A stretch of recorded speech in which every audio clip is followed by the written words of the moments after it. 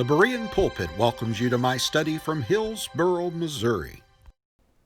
Hello, this is Brother Oates. Psalms 19, the heavens declare the glory of God, and the firmament showeth his handiwork. Day unto day uttereth speech, and night unto night showeth knowledge. There is no speech nor language where their voice is not heard. Their line is gone out through all the earth, and their words to the end of the world. In them hath he set a tabernacle for the sun, which is as a bridegroom coming out of his chamber, and rejoiceth as a strong man to run a race. His going forth is from the end of the heaven, and his circuit unto the ends of it, and there is nothing hid from the heat thereof. The law of the Lord is perfect, converting the soul. The testimony of the Lord is sure, making wise the simple. The statutes of the Lord are right, rejoicing the heart. The commandment of the Lord is pure, enlightening the eyes. The fear of the Lord is clean, enduring forever. The judgments of the Lord are true and righteous altogether. More to be desired are they than gold, yea, than much fine gold, sweeter also than honey and the honeycomb. Moreover, by them is thy servant warned, and in keeping of them there is great reward. Who can understand his errors? Cleanse thou me from secret faults. Keep back thy servant also from presumptuous sins. Let them not have dominion over me.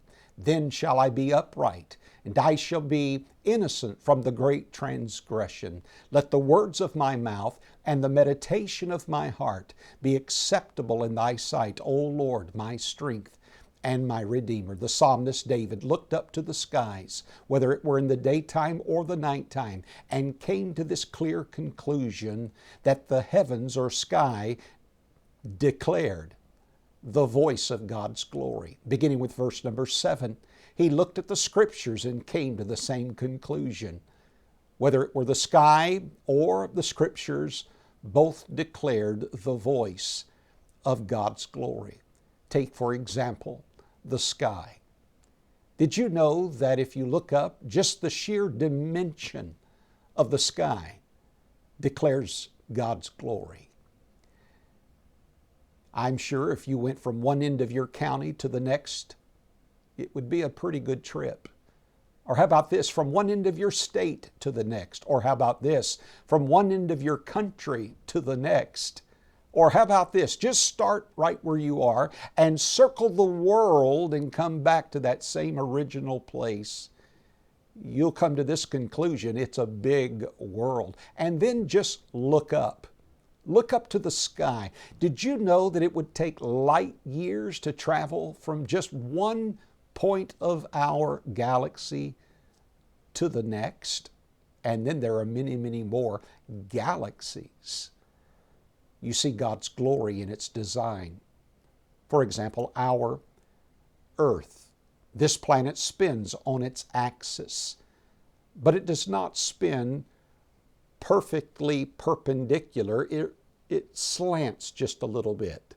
There's some variation there. It is that slant or tilt on its axis that gives us our 4 seasons, among other things, which makes this planet habitable. Only a perfect designer could come up with a design like that. You see God's glory in its distribution. You don't have to be tall or short or wealthy or poor or live in a particular place on this planet. Anybody, anywhere, at any time can just look up to the sky, and God's glory is available to see. And to think that God created you and I for His glory. Bereans, search the Scriptures. God bless you.